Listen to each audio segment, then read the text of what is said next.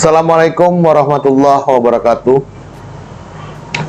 Alhamdulillahillazi arsala rasulahu bil huda wa dinil haq liyuzhirahu 'alad dini kulli wa kafa billahi syahida.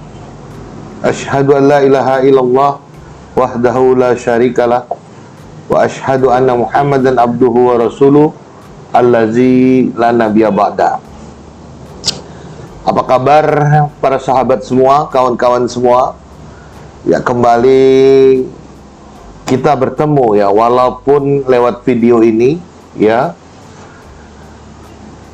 Semoga Anda semua dalam keadaan sehat walafiat serta sukses dalam menjalankan aktivitas sehari-hari.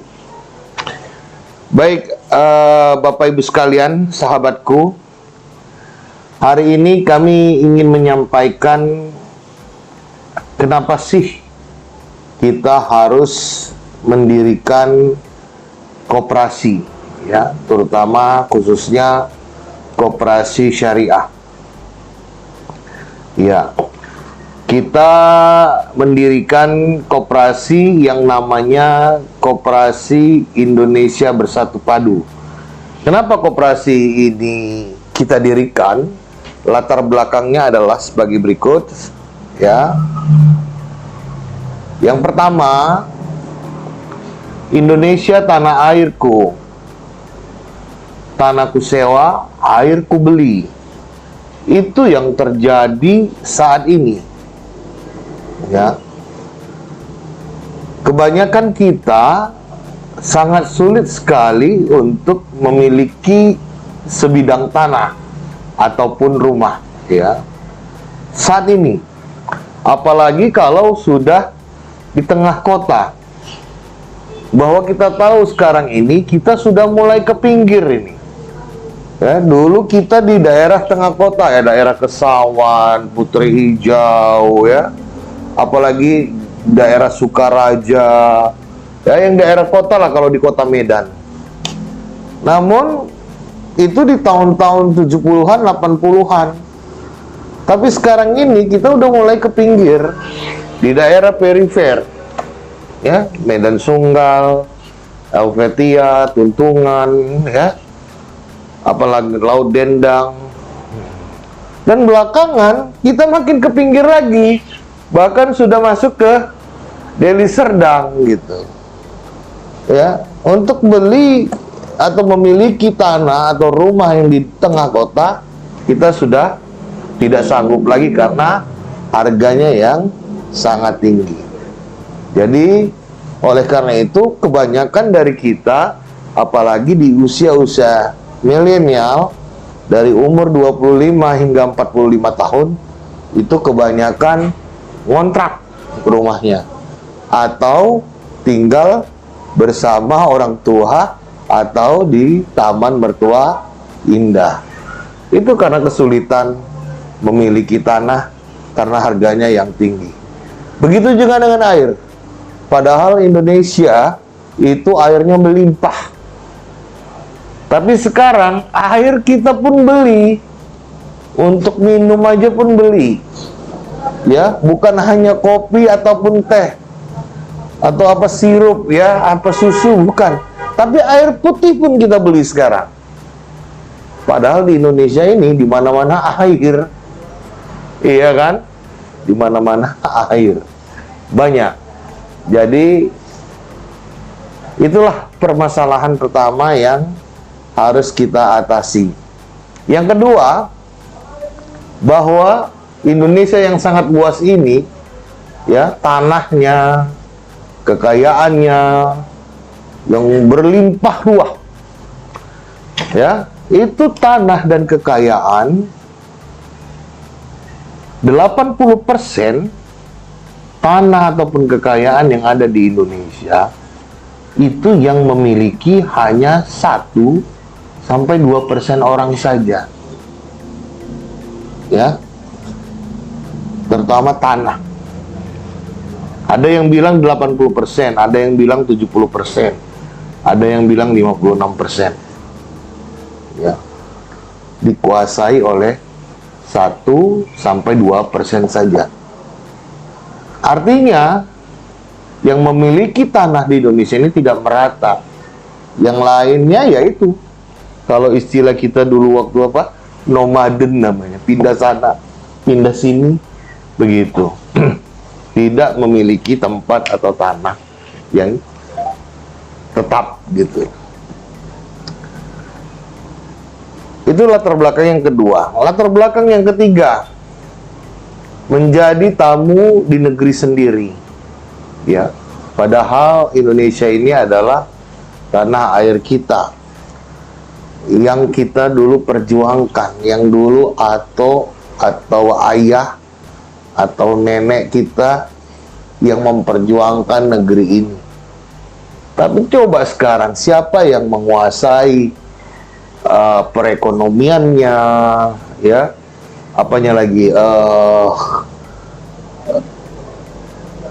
kekayaannya, ya, seperti di Papua misalnya, Freeport, walaupun terakhir setelah zaman Pak Jokowi, ya, presiden kita itu diambil menjadi saham terbesar, itu 51% kita ambil. Tapi yang lain, siapa yang ngambil?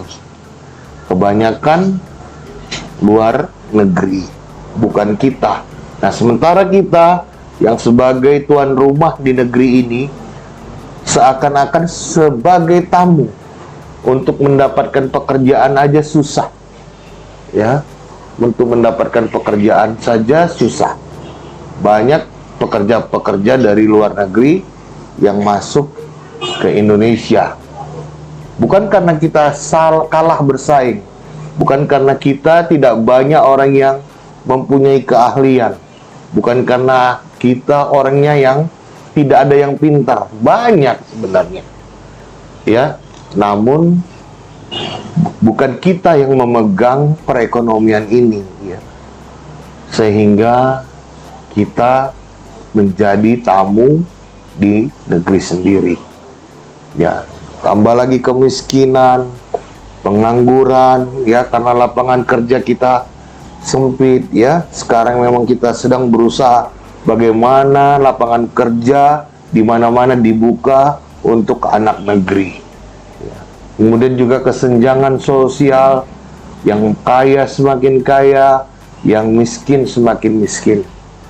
Hal ini sebenarnya harusnya terjadi di negara kapitalis, tidak di negara kita yang menganut Pancasila. Karena di sila kelima, keadilan sosial bagi seluruh rakyat Indonesia harusnya itu terjadi. Apalagi mayoritas di Indonesia ini adalah umat Islam, yang mana rukun Islam yang keempat itu, yang ketiga, ya, yang ketiga itu adalah membayar zakat. Kalau ini berjalan sebagaimana mestinya, ya, sila kelima dan rukun Islam yang ketiga itu berjalan sebagaimana mestinya, maka kesenjangan ini sebenarnya tidak akan terjadi, ya. Kemudian kenapa lagi, latar belakang apa yang kita harus, sehingga kita harus membangun atau mendirikan koperasi ini? Ya, banyak, ya, di antara kita harusnya kita selalu bekerja sama, bersyirkah, ya kan, membangun atau membentuk usaha-usaha. Namun selama ini kita berjalan sendiri-sendiri, bahkan justru cenderung bercerai-berai, individualistik, tidak saling mendukung. Ya, karena kenapa? Selama dari kecil kita selalu dibilang nggak usah jadi pedagang, satu misalnya, susah, nanti rugi bagaimana, begitu. Kemudian kalaupun bekerja sama, aduh, nggak usahlah kita bekerja sama, nggak usahlah kita bersirka. Kenapa? Kalau kita dulu dicekoki, jangankan sama saudara, jangankan sama orang lain, dengan saudara sendiri saja kita bisa bertengkar gara-gara bareng bisnis atau bareng kerjasama berusaha. Yaitu selalu dicekoki. Padahal sebenarnya tidak, ya kan? Dari Rasulullah, kemudian dari ahli-ahli ekonomi, ahli-ahli bisnis, itu semuanya kerjasama, berinvestasi, saling mendukung. Di mana-mana keberhasilan itu ya karena yang punya uang memodali, yang punya keahlian menjadi yang mengelola uang tersebut atau mengusahakan uang tersebut dalam bentuk usaha. Nah, kini kita tidak, itu yang kurangnya kita. Kemudian terakhir itu latar belakang kita, kenapa kita harus mendirikan koperasi adalah menjawab atau menjadi solusi dari riba. Ya, seperti yang Anda ketahui sekarang ini, kanan kiri muka belakang kita, ya, lihat kiri, lihat kanan, semuanya sudah terlibat dengan riba. Ya, ingin punya sepeda motor, kredit riba. Ingin punya mobil, kredit riba. Punya rumah, riba lagi. Apa sekarang yang tidak riba? Terkadang sampai handphone pun belinya nyicil, gitu. Riba, ya. Nyicil boleh, tapi asal jangan ada ribanya. Nah, jadi dengan kita membangun koperasi ini, menjadikan solusi untuk menghindar atau terhindar dari riba. Karena Allah Subhanahu wa ta'ala mengharamkan riba, menghalalkan jual beli. Ya, kalau di ayat lain dikatakan Allah menyuburkan sedekah, memusnahkan riba. Ya, jadi itulah beberapa latar belakang kenapa kita harus mendirikan koperasi, menjawab semua permasalahan-permasalahan yang ada sebagai solusi kita di masa depan. Dengan kita mendirikan koperasi, kita bersatu padu, ya, bersama-sama bekerja dan bekerja bersama-sama, bergotong royong untuk kesejahteraan kita semua yang ada di dalam keanggotaan koperasi tersebut. Demikian saja yang bisa kami sampaikan mengenai hal latar belakang kenapa koperasi kita harus kita dirikan. Selanjutnya di video yang akan datang kami akan menyampaikan visi dan misi dari Koperasi Indonesia Bersatu Padu. Billahi taufiq wal hidayah. Assalamualaikum warahmatullahi wabarakatuh.